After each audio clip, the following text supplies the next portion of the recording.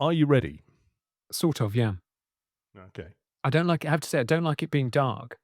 It doesn't matter. It's audio. It's like radio. It doesn't matter whether it's light or dark. No, but I just don't like the window. Make, I don't like it being dark outside in the window. It just feels a no, bit I don't. depressing, doesn't it? It is a bit depressing. Well, welcome to Britain. True. It is a bit depressing. I should know that by now. Next 6 months, it's going to be like this.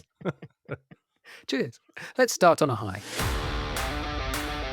This is the Tyre Kickers. Classic car chat with Max and Matt. Hello there, and welcome to episode 43 of the Tyre Kickers, the classic car podcast that very nearly won an award. Coming up this time... You Speccy Twit. I beg your pardon? No, not you. I'm talking about company car drivers of old who were obsessed about their car's spec. Remember when a Gear X made you the king of the company car park?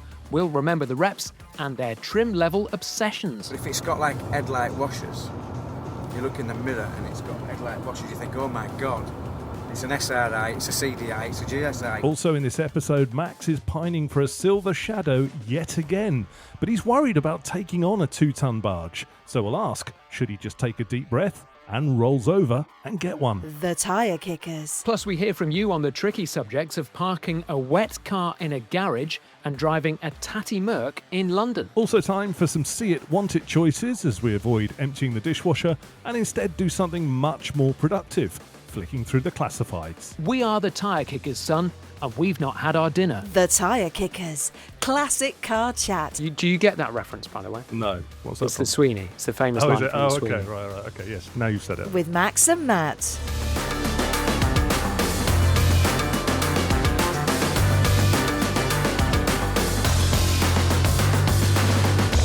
Now, Matthew, I was driving down the motorway yesterday and I noticed the lack of old-fashioned company cars. There are SUVs, two-door coupes, crossovers, city cars, all present and correct. But where have all the reps gone? The sales warriors who used to rule the motorways have been zoomed to death. Teams meetings and virtual conferences have wiped out all the repmobiles off the face of the fast lane. Yeah, it's very true, actually. And they've taken the boot badge with them. Now, you'll remember how status and seniority were on show via your boot badge. I mean, GLS meant success, didn't it? Gear meant management. And a humble poverty spec L said you must sell harder to your motorway mates. Now, I watched a great old BBC documentary last night about the company car rep. It's on YouTube. It's called Over the Moon with the Cavalier and is well worth a watch to remember how many people used to ply the motorways and how much they valued their boot badges and company car spec lists.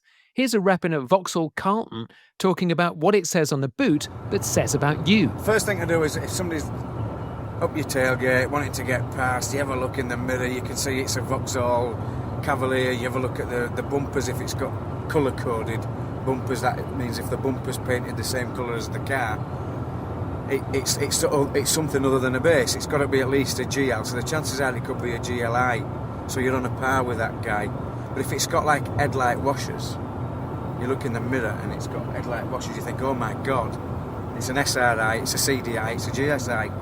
So you eat humble pie, drop the car down, put the indicator on and pull over, and you really thank you very much as he goes past. But there ain't no way somebody'd go past in a base. Not if they're going to the same place as me. Yeah, it's a great watch, that one. There's a very sad rep at the end of it, Max, who gets an Austin Maestro diesel clubman. He's been downgraded. I think it's the lowest spec of them all, and he's really, really upset. Here's a quick feel of his pain. When I asked what I was getting, it said a Maestro, which at first didn't seem too bad. And when it said it was a diesel Maestro, things started getting worse. When I actually went outside and saw the vehicle, it was a Maestro diesel clubman. My heart sunk. I felt absolutely sick. I just handed over the keys to a 2-litre injection Cavalier down to a basic clubman.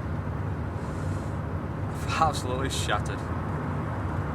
I actually drove it back up to the depot where I work from. All the staff obviously came out to have a look at the new car and basically fell about laughing. Apparently all the staff knew what I was getting in advance they thought it was highly amusing, the fact that I felt so let down. Yeah, I did feel a bit sad for him, to be honest.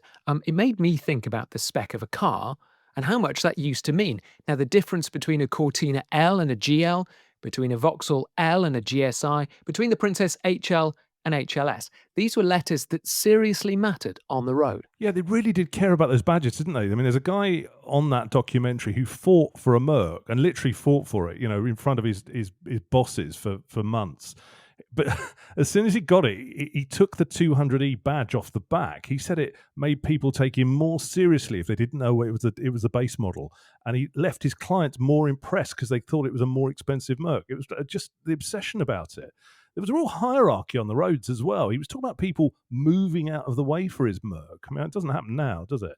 But then most of the stuff, if you think about it on the roads back then, and we're talking sort of 90s here, were Fords, Vauxhalls, Peugeots. I mean, they were the kind of mainstay of stuff, maybe sort of Renaults and Citroens as well.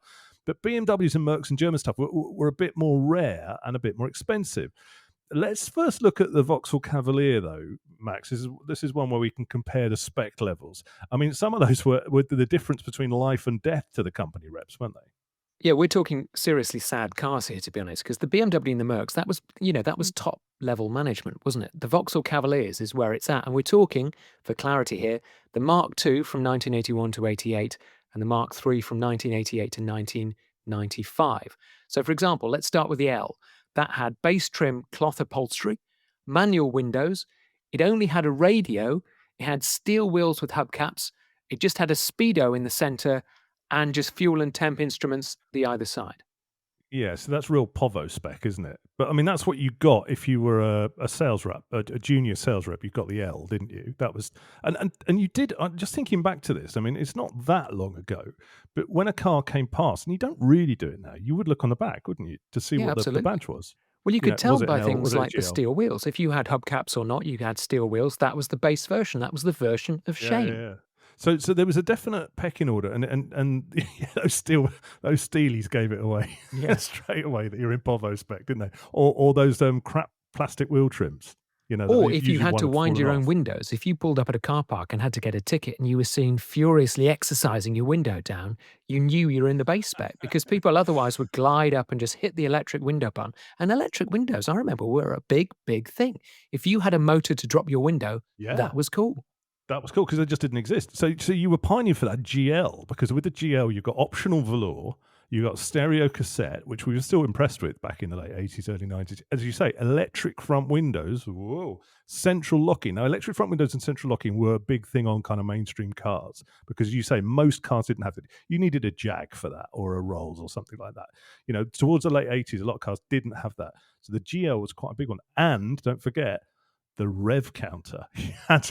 You got the rev counter on the GL just to see how not very fast you were going, or how hard the engine was working, basically. How far you could stretch your 1.6 petrol. See, there was another spec though, and there was the SRI, wasn't there? But I don't think that was a bit of a reach for the company reps, wasn't it? But that was the cool one. That was the biggest injection engine that had sports seats, side skirts, fog lamps. Now, fog lamps were a great telltale of your spec, weren't they? If you had fog lamps, that was really serious.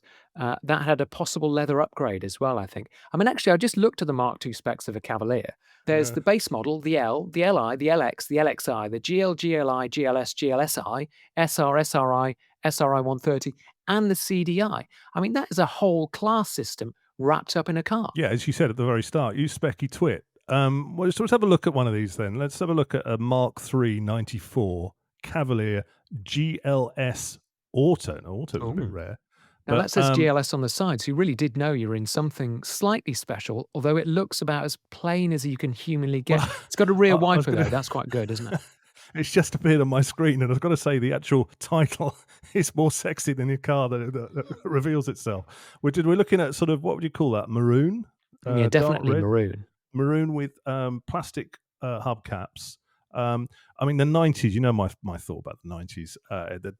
It's the worst decade for car design in living memory. That is blob. So that is a proper blob, isn't it? That Cavalier. Yeah. I mean, it's got the plastic bumpers all round and dark plastic handles, those horrible dark plastic wing mirrors that everybody thought was quite cool in the 90s, but weren't. But So what? 4,500 they want for this? You must be Well, joking. let move What'd past you the get? price because it's not like 4,500 pence. If you look at picture number 10, now this is the difference in the spec. Picture number 10. So you've got a radio cassette. You've got Ooh. lots of those buttons which are blanked off, which don't have a function, but you do have a heated rear yeah. window. You've got a digital clock and a digital thermometer. I mean, that was Ooh. quite a lot for a car in that day. And then if you go to the next picture, you'll see the instrument cluster, and that's got a rev A counter. rev counter, yeah. Ooh. But thinking about it, most of the company car choice would have been between Vauxhall and its rival, which is Ford. So let's have a look at what Ford had to offer. I mean, in the late 80s, what was it? It was probably Sierra Blob, wasn't it? Yeah, I mean, it was another blob, to be honest, a slightly different blob, probably an uglier one, actually, than the Cavalier. Their spec was legendary. If you had the L or Popular, do you remember the Popular trim, which Popular. was pretty much nothing? Yeah. Steel wheels again, simple or no radio, in fact. No radio. Minimal carpet, or those really, really ancient 1.3 or 1.6 Pinto engines. That was almost like, it was an entry level, and then they've gone, right, can we make an even cheaper one? That was punishment level. That was a punishment beating, wasn't it? So most people would have gone for like the GL, wouldn't they? You get radio cassette and that.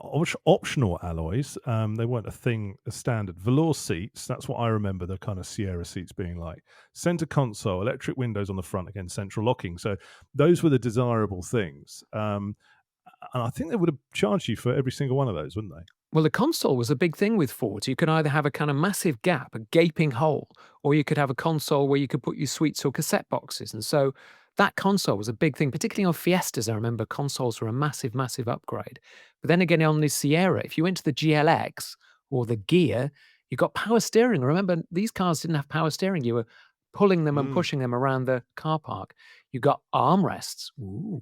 Steering wheel badges. Do you remember on your steering wheel, if you had a gear badge, you really arrived because you stared at the badge, look at me, I'm in a gear. Yeah.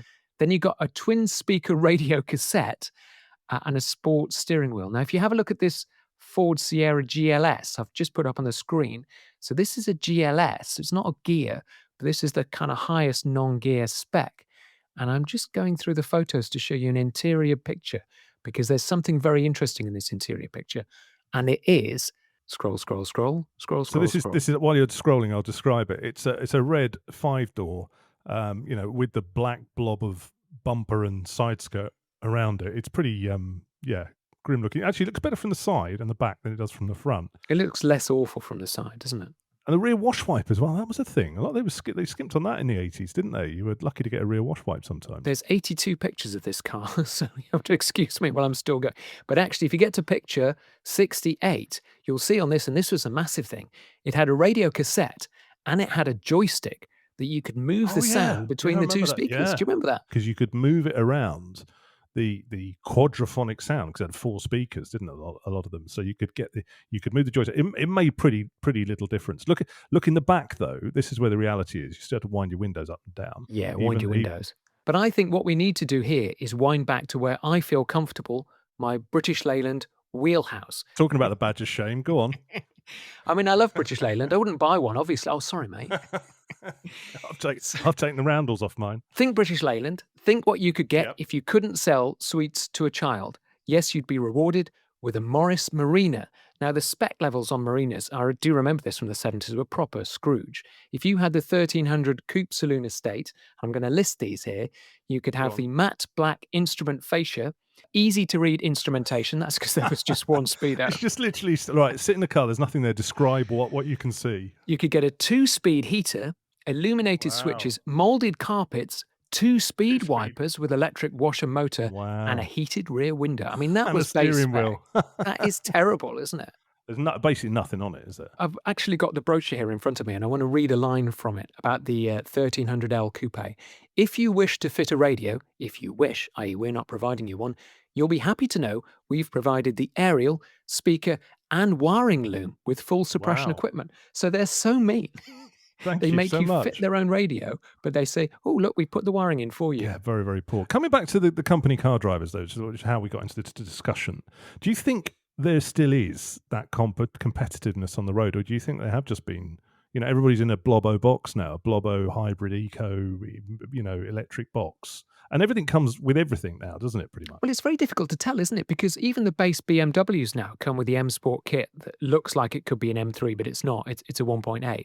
And you don't really do badges as much. I mean, I don't follow modern cars that much, but it's quite difficult to tell what your spec is because everything is dressed up like it's the top of the line, but it's hiding a 1.5 or 1.6 three-cylinder engine. So I don't think you do anymore, do you? And also, what do reps drive? I suppose Teslas, isn't it? Well, yeah, that's very true. Yeah, I've got a friend who drives a Tesla got it as a company car, hates it, doesn't want it, bemoans it, but there's no choice now. Everything's been quite narrowed down that kind of, EV routes, and you can't, the tax on everything's so high. I don't know. The fun has gone, and actually go and watch that documentary because it will.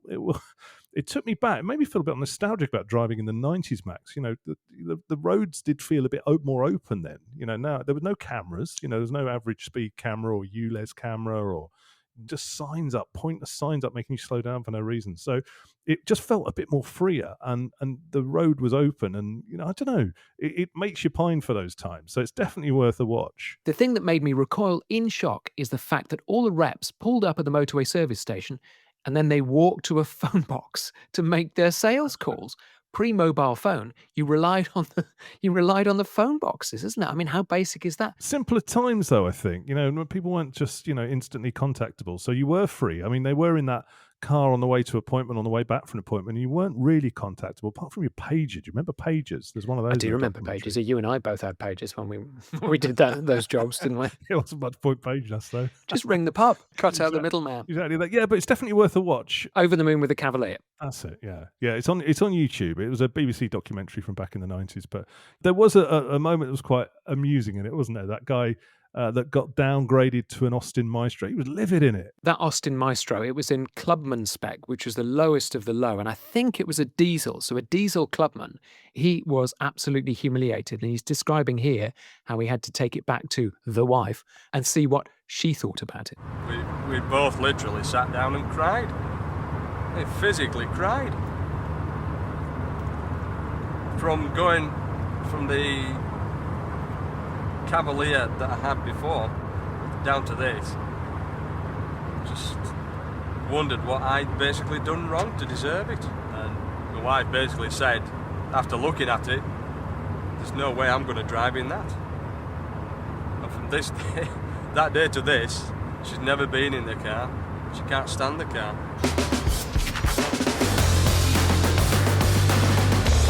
You're listening to Tyre Kickers. This is episode 43, and since the last time we spoke, what have we been up to, Max? We've eaten pizza off a Porsche. We got a pat on the head, but not an award. Yeah, well, they gave us a highly commended, which you told me I should be very happy about. Yeah, no, I think it was great. I mean, we've got to say congratulations to the winner of our category, Floating Space. That's a podcast. It's not about classic cars. It's very clever. It's it's a post-COVID thinky self-improvement podcast thing, but very well done. Lots of effort gone into that. So hats off, nicely done. We need to up our game for next year, mate. Yeah, key word in that sentence was effort. They don't research Morris Marina brochures and put them up. That is their weakness. We also did that bonus episode in 67 Sourdough in North London. What a great place that was. Oh, that was absolutely cracking, wasn't it? That was like a toy shop for us. I mean, it was the really expensive stuff that we can't afford, but it's good to have a good look around that. There was a 10,000 mile Series 1 E-Type. There was the Porsche 930 Turbo, which I was obsessed with. There was a Gembala Porsche Turbo, which is really rare. Flat nose Turbo. Lots of Porsches, to be honest. I got lost in Porsche model codes. BMW M5s and some nice Mercs. You like that 3.5 litre convertible? Yeah, I love that. And if you're wondering what the hell we're talking about, we went to a pizza and classic car restaurant. It's a really interesting concept in Finchley in North London. It's a mashup between 67 Sourdough, which do really nice sourdough pizzas, and Hexagon Classics, who have, as Max is saying there, these jaw-dropping concourse classics. And you eat your pizza right next to the cars, and then when you finish your pizza, you can go and have a look around the cars. So it's really, really good idea. The guys are super friendly. We've done a bonus episode on it where we walk around the cars, and also in our last episode, we just do a sort of a sort of sit and eat the pizza and just get a first reaction kind of place. If you get the chance to go, do go. Book yourself in. go and have some decent pizza and look at those cars. It's if you're into classic cars, it's just a fab place to go. It's a really nice experience, wasn't it? Yeah, it was fantastic. The food was really nice and the cars were great as well. Also, there's another bonus episode that I've just done with Sam from Southern Cars. Now, do you remember ages ago I was moaning about flippers, dealers flipping cars from auction for double the price? Right. She basically got in touch with me and said, don't talk rubbish, that's what dealers do. So I went up to see her and we recorded a great bonus episode with her. Basically, her dad was in the car trade like my dad was. We chatted on about being a dealer's child in the 1970s and 1980s. We had lots and lots of things to compare. Her father, I think, was slightly more successful because she went to school in a Lamborghini Miura and I went to school in Marinas and Allegros. Marina. But we had a great time remembering the kind of 70s and 80s because it was a lot more Wild Westy as a car dealer there. That's a bonus episode now, which is the one before this one on your podcast provider. Yeah, really good listen. Go and check that out. We had a photo done. We've got a new sort of profile photo, haven't we? Thanks to Ryan O'Donoghue, who, while we were at that cars and pizza place, just was there taking some snaps and took one of us. A really great location. We could have designed it better. So it's come out really well, that, isn't it? He was an amazing photographer, just snapped a couple of snaps, and I didn't think about it again, then saw the photograph and the lighting that he used. I mean, he just used daylight. He didn't put any lights up. Lighting was cracking. Sadly, some people don't agree, though, on our Instagram. Joel Benton said, we've got the perfect faces for podcasts. Thank you. Phil Williams, though, he's been a bit more complimentary. He said it's like Top Gear, but better eye candy. Ian Late on Facebook says, will you always stand the same way round like Ant and Dec so we don't mix you up? Well, that's the thing, because Ant and Dec, if you ever see Ant and Dec, they always stand as Ant on the left and Dec on the right. You watch it, everywhere they go is literally like that. So we might have to do that now. I know it's been a shock for some of you to see what we look like. Horrifying, I think, to be honest. I'm sorry, but that's it. The reaction on Instagram was like, oh. Lots more interaction to the stuff we've been posting over the last couple of weeks on our socials as well. We put some pics up of that brown Mercedes coupe that we spotted in the streets of London while we were standing on a street corner recording the last show. It was a ratty-looking Mercedes C280 coupe, a C123. It had tired paint, tuned interior, and socialist worker posters inside.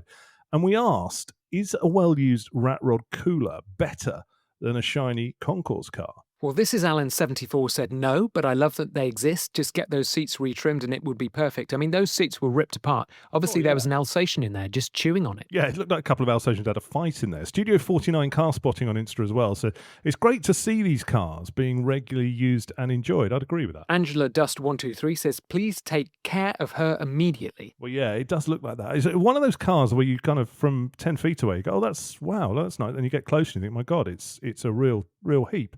But it was being used. So, something to think about. I mean, we talked about also what kind of limo we should use to get to the awards on the last show as well, and boiled it down to, let's say a random selection of three. There was a stretch Daimler, which was obviously pure old school luxury, a Lincoln Continental, which, that big, bold, very American.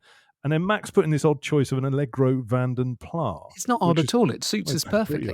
Pretty odd. Well, Hirschman UK on Instagram said, look, it'd have to be the Daimler. Gentle's Garage says, my first thought was always the Continental. And Corp 2000 said that you, Max, actually, in picking the Vanden Plas, missed out on the Wolsey version of the Princess with the 2200 engine. Oh, yeah, good point. That had the illuminated Wolsey badge on the grille that was grafted onto the nose of a Princess. It looked awful, but it was very posh at the time.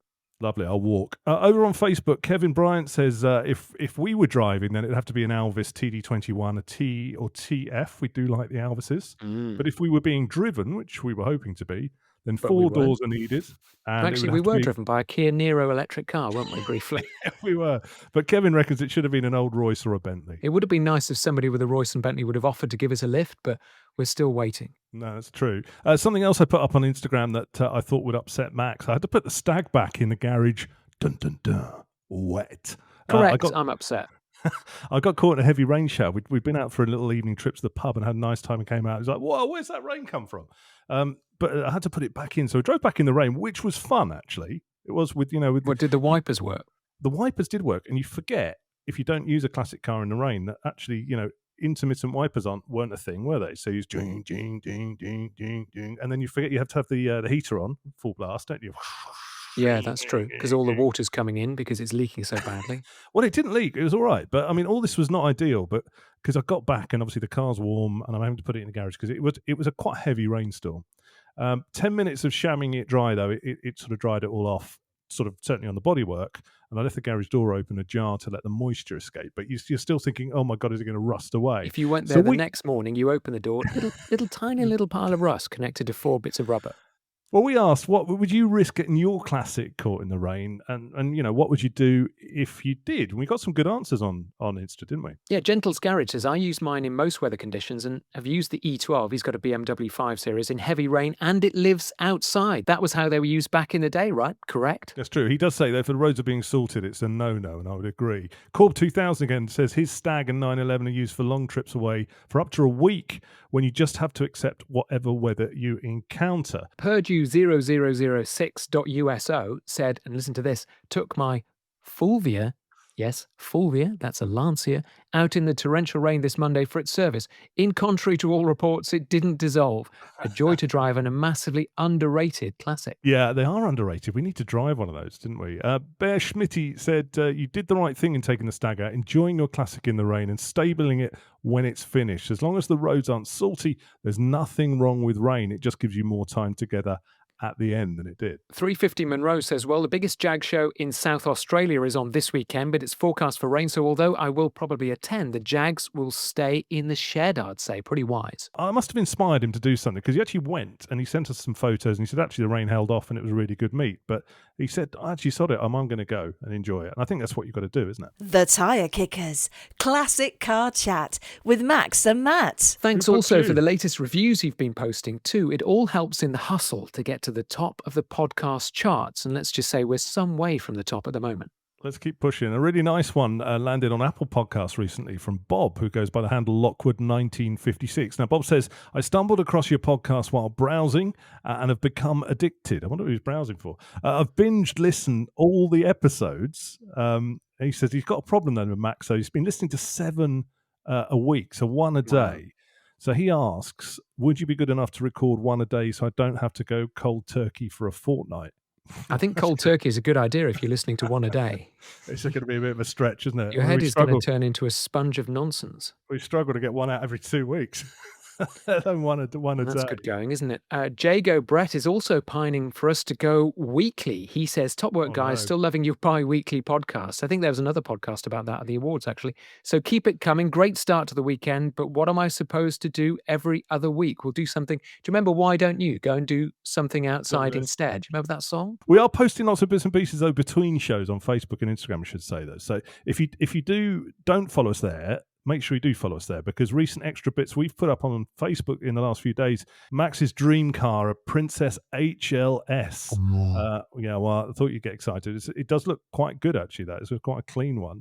And Paul McCartney's old ugly Espada. Oh, ugly. Do you think Espadas are ugly? Oh my God, I don't think I've ever seen a Lamborghini that's that ugly. I think they're quite. I mean, they're very. It's an unusual choice. I mean, Harry Metcalf from Harry's Garage, he's just put his Espada up for sale at auction, actually, because he's had it for a few years. Lovely V12 engine, though. Oh, that's about the best bit of it. The rest of you can't see the V12, but you can see the rest of it. It's ugly. Oh, it's horrendous design. I think we need to talk about that. It might be one for the Crusher, you know.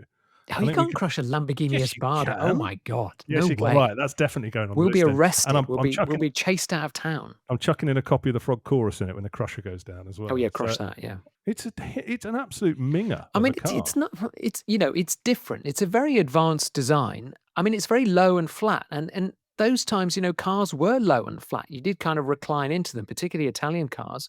So I think the Espada, it's not classically beautiful, but it's still a design classic. I think if it didn't say Lamborghini on the back, you'd say it looked horrible.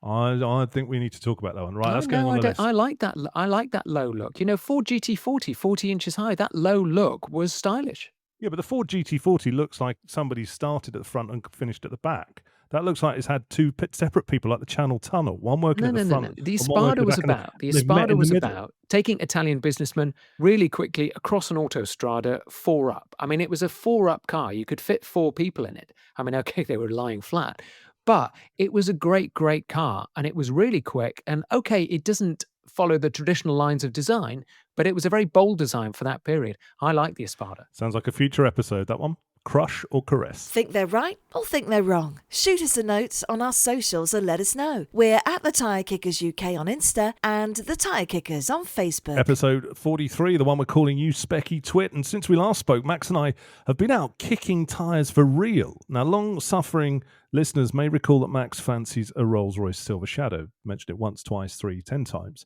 So he dragged me out to look at another one last week. Now, I need a winter project. I need something to think about over the long winter. Now, all those lifestyle podcasts at the awards were encouraging middle-aged men like us to think about their feelings and their emotions and engage with their inner selves. No, thanks. I just don't want to. I want to think about cars, and in particular, Rolls Royces. Now, I'll put this Rolls Royce up on the screen. You and I went to have a look at this, and I was quite keen on it initially. The more time I spent with it, the more I went off it, to be honest. I'll give you the phrase that's living in my head at the moment. There's nothing as expensive as a cheap Rolls. And that was nice from a distance. The closer we got up, it just wasn't quite right, was it? It had a rusty boot, which is a bad sign because they leak in the boot. It had bits of filler at the back. It had a bit of rust about it. The interior was nice. But the bodywork wasn't. It needed a new rear bumper. We looked on the receipts. It needed an exhaust. It was kind of one of those cars that you could buy it for kind of like 17,000 and then spend 10 grand on it, and you've still not got a roller worth 27,000. There are much better ones out there which are more expensive but need less doing. So the more time I spent with it, the more I went off it, really. Had a nice interior, though, and that really Lovely kind of made interior, it. Had been redone recently. The front seats have been redone, which made it just feel really, really nice. But I think the whole point, well, the reason we're talking about this is that you do need a winter project because you bought that SL and it's too perfect. The SL that you bought a really, really nice one. You paid the money for it, and you've got something that just exactly as described works. Doesn't give you any grief. Starts, goes. Yeah, exactly. The only thing you've had to worry about is what shade of cocoa mats to put inside. So you've bought your floor mats. There's nothing the else floor to mats think are about. really nice, though. You'll have to admit they do match the interior. And that did But take you've me got a while nothing to choose think them. about. And this is dangerous. You having nothing to think about is dangerous because you start getting up to mischief. So we need to find you something to do, and you need a project. And I just think you need to. You're talking about this car not being perfect. I think that's what you need. I think you need something to fret about, something to problem solve. You know, you need a list that you can constantly update, which you're constantly wrestling the list. This is what you do with a classic. I think the most fun in classics are probably between 10 and 20,000 because the car's not normally rollers, okay. though. No, not rollers. Because also the problem with this, I would spend all my time fretting about getting a remortgage for the house because it's so expensive to do work on these. I mean, they just are so much money. You know, that exhaust was 2.5 grand for an exhaust on a roller. I mean, that is just hugely expensive. You know, I do need something to think about. And while I was researching this car, which is great because it just gives you something to think about, I found these photographs, which are up on your screen now. Let's go through the photographs when it was sold a couple of years ago from a dealer. Photograph 2, nice. 3, nice. 4, nice. 5. Oh, photograph 5 and 6 and 7 at the back. You can see where a patch has been badly welded in and not sprayed over. And also the rear wheel arches are all crumbly and have got some grot on it, which is where they rust.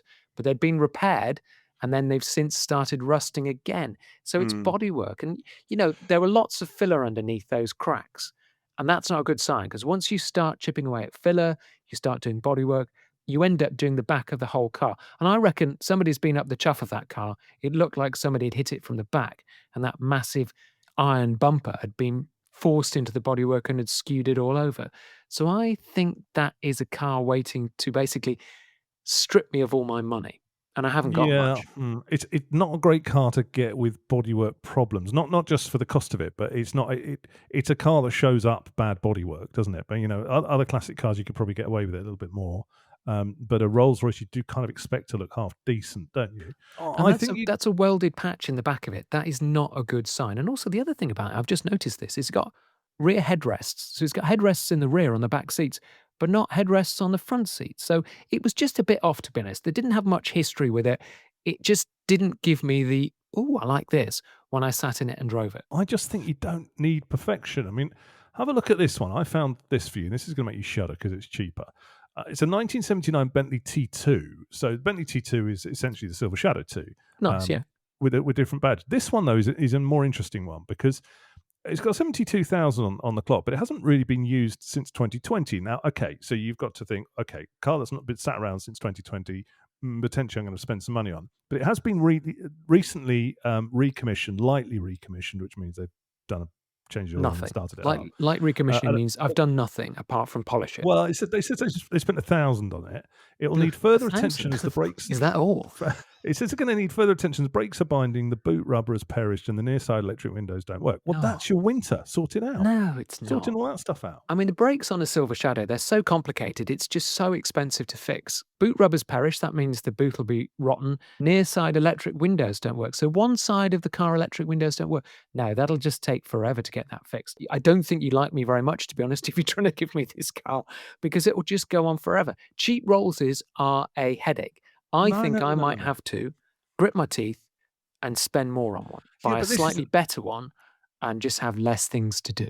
This is the problem with you. You see, you're saying you need a winter project, and then what you're going to do is save up and go for the best one you can find, and then have nothing to do. I mean, maybe a Rolls is not the right car. Maybe you need to come down a bit and find something else that needs a little bit more. That you could get your hands dirty. Well, that'd be a first. I am. But No. you can. No. You can do. I mean, like on the Stag, for example. This winter, I've got on my list to do, and I'm in an hour about whether to do it. There's a few essential bits to do, but the interior, I think, just needs lifting up. That's the one thing the car does. The outside paint job is great. The chrome's in good condition. It's just the interior that needs to lift up for me. And I just think that could just literally just glow it up a bit. I have a problem with you doing this because Why? you are hoping that underneath the Stag interior, there's going to be a better Stag interior, but it's not. It's a BL car. You're going to peel back the onion and find out, oh, I've got an onion, because it doesn't get any better the deeper you delve into a Stag. It just gets cheaper and cheaper. Well, no, So I'm not sure the point about this. I think you're going to be disappointed.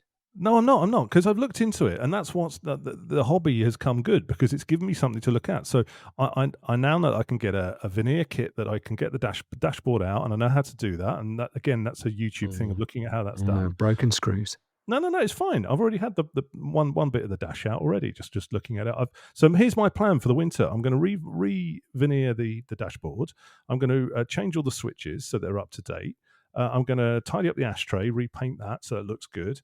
And then I'm going to fit new LEDs green LEDs in the dashboard, so it's nice and light and bright. And that will instantly do that. Now, okay, that's going to be a little bit of a job. It's not too bad, but it will give me something to do, and that's the challenge. And I think if you go and do what you're talking about doing now, which is hunt down the best Rolls Royce that needs nothing doing to it, you're going to have nothing to do. Now, even if you don't do that yourself, you could give it to somebody else to do. It still gives you that list. And if I look on my Stag list, I run a running list of stuff that it needs doing. I mean, I need the fan belt. It's a Stag. Of course, there's loads of stuff that needs doing. But I did it on the last one, and that's part of the joy of having a slightly imperfect. I don't remember you having much joy about that at the time. I remember that. In fact, I'm just looking down a list of swear words that I'm writing that you can use while you're taking your Stag apart, because they are notoriously fiddly, and things on BL cars do break when they come apart. I have on my list on the bottom, actually, I've as part of Is this the swear word list? Or the this isn't the list? swear word list, but I've actually started writing a Christmas list because we're getting to that time of year and people go, oh, what do you want for Christmas? I said, I don't want tat, I want and some interior LED lights. I'd like better some known mirrors, as tat. and some pedal rubbers and some wheel centers. You want some BL BL tat, basically. That's what you want. tat. But honestly, you need something to think about. And I think if you're going to go for a Rolls and you're going to be frightened again about the amount of cost of doing stuff, and you're going to pay over the odds for something, It won't be over the odds. it will be slightly be over the odds. It will be over the odds. Because if you listen to our bonus episode on buying a Silver Shadow, which is like 10, 15 episodes ago, one of the things that Ben from Frank Dale talked about is that you don't need to spend a hell of a lot on a Shadow. You just need to find one with good bodywork and the one that with the engine's been looked after. And he said a lot of it isn't too scary. I mean, you're talking about exhaust and stuff like that. Just make sure that sort of stuff is done. But if you buy it, you don't need to buy at the top end. Buy one that's a bit ratty and run around in that. I'm not sure I could do that. I mean, I admire. You We're need talking about list. that Merc we saw in London that a dog had chewed the interior. I admire somebody for driving around in there, but that's not me. I couldn't do that. It would just be driving me mad. I think with a Shadow, because it's funny. I was looking at the receipts of the one that we looked at, and in the receipts there was a letter from the person who was doing the work saying, "I've quoted you £4,500 for this work, and you've paid me £2,000 on account. Can you please settle the rest of the balance? Because you can't run them on a budget if they're not very good." And that's why No. I think I would be saving myself money by finding a better one and doing a little bit of work rather than finding a cheap one and doing But you're a going to be back whole to load of work. you're going to be back to the same problem. You're going to park it in your garage. You're going to put it on a trickle charger, and there's nothing to do. So There'll it's always not be a winter something to do with the project. Rolls. There will always be something. Something will always go wrong, and you do need to use them. I was talking to Sam from Southern Cars about Silver Shadows, and you do need to use them, otherwise they do kind of seize up. So I'd just use it, and I'd spend the money I'd save on a rubbish one by putting petrol in it. I think you need something that's going to give. I think you need to probably look at something else, like a Jag or something like that. Something that you know there's going to be a bit more involved. The trouble with Jags, it just doesn't give you that Rolls Royce tingle, does it? I suppose that's the best way of describing it. A Rolls Royce is an event, and a Jag isn't really an event. Yeah, it's true. The only thing with the Rolls, though, and I think the more I think about it, as you're talking about it, and I'm talking about this list, there's stuff in the Rolls that I just wouldn't tackle. I mean, I'm talking about, the dashboard. And the reason I can talk about doing the dashboard and the Stag is because the original one was cheap and rubbish. And I know that it comes to bits, and I know that I can get a stick-on kit that there's a re-veneer kit to it. It You comes to can't do that bits. on It the doesn't go Rolls. back together. That's the problem. That's going to be the problem. I think a Rolls is not DIY friendly, and I think that's what you need. You need a DIY friendly car, one that you can do it until you can fiddle with it until you get to the point of it's beyond your skill, and then you can get someone to do it. I mean, there's certain things on my list. For example, look, squeaky fan belts. I need to see the specialist to get those done because they're just a little bit. You just got to get them right. But other things, I've got a squeaky seat that just needs sorting out. I can do that. Grease the roof frame. I've got just do something with the wipers. I've got a couple of boot patches that I glued back in. I've done that. I've ticked through a lot of these actually. I fixed the windscreen washer. It's just little things, but they're little wins that you can do that give you a pleasure. And then the rest of it, as I say, the refurb. I've got this long list here of what I'm going to do and what I'm going to buy and what I'm going to do, and that'll give me pleasure. So hopefully next spring, the interior, I'm going to open the door of that interior and I'm going to see a car and go, actually, this looks better than it did last time. I think that's really good because you take your little wins and they build up to your big dashboard fail. Right, we're not done yet, so pull up a chair and let's start surfing some classifieds in our regular feature, See It, Want It. Now, this is usually the stuff that we send each other in between doing the podcast, but we'll share them with you, the usual sort of flotsam and jetsam of the classic car trade. Now, Max, what have you got? This is like the inner workings of our mind, and it's not pretty. I mean, I've discarded 48 Rolls Royce Silver Shadows, which I was going to show you. But first up, here's something very different, which I spotted in a dealer in Lancashire. This is a 1967 Alfa Romeo 1600 Spider Duetto. Now, this one is in blue. It's from Johannesburg. It's absolutely gorgeous. It's horrendously expensive. It's nearly £60,000, which is a lot for these Duettos, because we saw one at auction 2 or 3 weeks ago, which was a 1600. It went for 19,000. Anyway, this one is perfect. Beautiful color. It's been completely restored in Cape Town. New bearings, synchro rings. And I think these Duettos, I love these. They're so, so pretty cars. Absolutely gorgeous. And in this unusual blue, it looks very different from the reds and the whites that we normally see. This blue is just absolutely perfect. I love Duettos, and I love it in an unusual color. This is so peak Max, because where the rest of us are looking at cars on the classified ads and Facebook Marketplace and off someone's driveway, Max is looking at one on a really high-class dealer's website where it's actually got its own web page, this car, including beautiful photography. In fact, it's just worth going on and looking at the car, even if you have no intention of buying it, just to enjoy these photos. Or you mean like me? Yeah, exactly. We'll give a mention to this. This is on tomhardman.com. We'll give them a plug because they've done a beautiful job of setting this out. I mean, it's like a homage to the car, isn't it? It's absolutely stunning, and the pictures are beautiful on it. So, yeah, it's an F-Reg in blue. Duetto. Max got this thing about the boat tails. He's obsessed with the boat tails. But this one does look really too. Because if you had a camtail, you'd always know. There's a boat tail out there, and they're just so much prettier. I think they're both beautiful, but this one is particularly nice. Go and have a look at that one. That is beautiful really red nice. Interior as well. Look at that. And what's this up for? 59,995. So it's a lot of money. It is a lot of money. But I suppose, it's always the problem. Go and find another one in that condition. Because actually, if you restored one to that condition, that would be much, much more than 60 grand's worth of work. Well, talking about restored Alfas, let's spool onto this one that I found. 1972 Alfa 105 a 2000. So the coupe in red. I've got this sort of romantic idea about driving a car that's the same age as me. So they didn't have a 1981, so I've gone for 1972. So clapped out 72 car to match the clapped out 72 driver. Hooray! Unlike me, this has undergone restoration work, costing £20,000. Nice. Yeah, it does look nice. And it presents and drives beautifully. It says the listing, engine and gearbox rebuilt prior to recent work. And I do like these 105 coupes. I think they sound good if they set up right and they're in nice condition. They're super, super fun. And I just think they look achingly cool. Well, Alfaholics do great work with these. So this is a GTV, isn't it, basically? It's the 105 series. It's basically the same as the Spider, isn't it? It's the same chassis as the Spider, just different body. It's the full headlight version of the GTV. Absolutely gorgeous. And if you watch any of the Alfaholics videos on these, the way they tune them up is amazing. They can make them go so quickly and just sound absolutely amazing. Chris Harris did a video on one of the Alfaholics ones, and it was just on fire, that thing. It's beautiful. Yeah, I mean, the Alfaholics are tuned up sort of things. I don't necessarily want it to rag it. I just want to just waft around in it, really, or rasp around in it. I think it'd be beautiful. And that one's had the work done. So that's a good one. And I think, How much is that? It's not cheap. It's 56 grand. Oh. But that is quite exy for one of these. But I think, as we've talked about with restorations, you will probably spend more. They've spent more on that than you'll pay for it. But beautiful looking car. Now, here's one that I'd kind of forgotten until Sam from Southern Cars on the podcast, the one that we've just done, was talking about in great detail, the Porsche 928. Now, I'd forgotten about these, really. But actually, Porsche 928s are really, really good cars. If you look at the one on the screen, this was up for sale by here, and we had a quick look at it.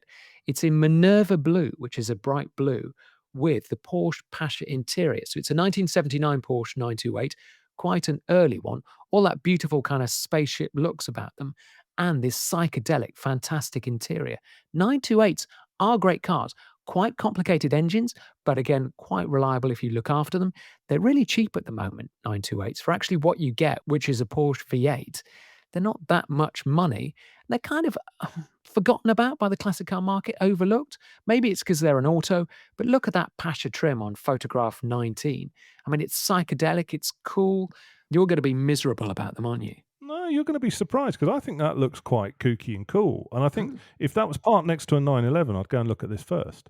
Because I just think it's just very, very period, very dated. It's sort of it's giving me sort of DeLorean vibes a bit. And I don't want to say it, but Renault Fuego vibes as well. Renault Fuego, yeah, another nice car. I mean, it copied the same kind of design language, didn't it?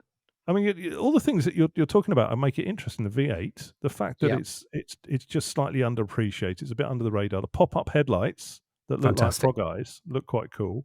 I just think it's interesting. I think that'd be an interesting one to drive. I can't get excited about 911s. The one thing I would say, though, if you buy one, Matt, please don't take the dashboard apart, because if you think the Stag is complicated, a 928 is just absolutely fearsome. Well, let's talk about something you probably wouldn't have to take the dashboard apart in, and that's this Mercedes 123 that we spotted.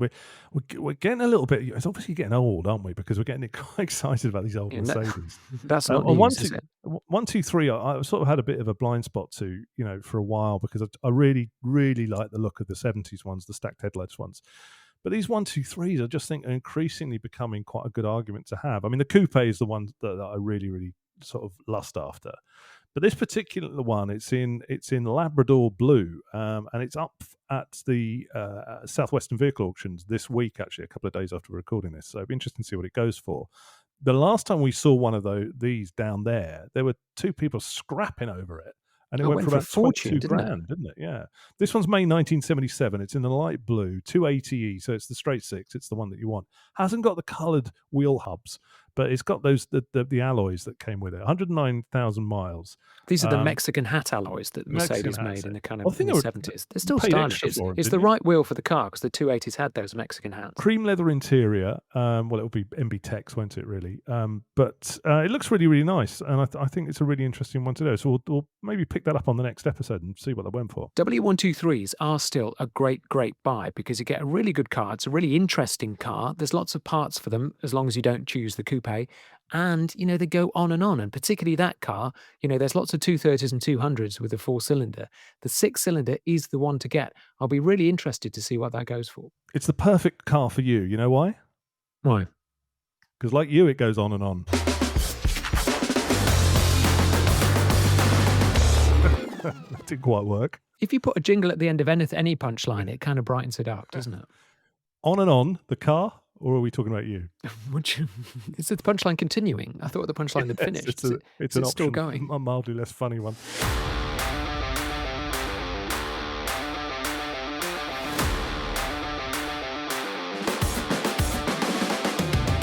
Right, that's it. Time's up. Go and work harder for that Marina HL Company saloon with the coin tray and the headrests. We'll be kicking the tyres and checking out all the action at the Classic Motor Show up at the Birmingham NEC. We'll be on the show floor, mic in hand, finding the best stuff to talk about. Plus, we'll be live in the Podcast Cafe on the Saturday, so come and watch us perform like circus animals. All the chat, all the moaning, all the cars, and quite possibly, definitely, some bickering between me and him.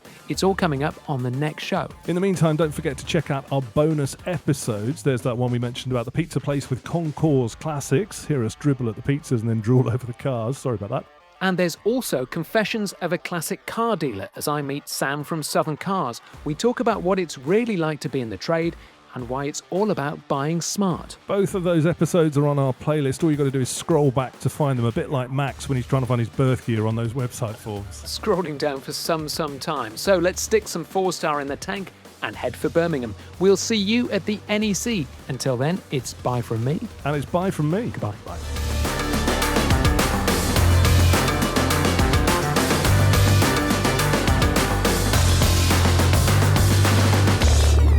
No, not too many edits. That's the. No, none at all. Barely one. You managed to do that in one take.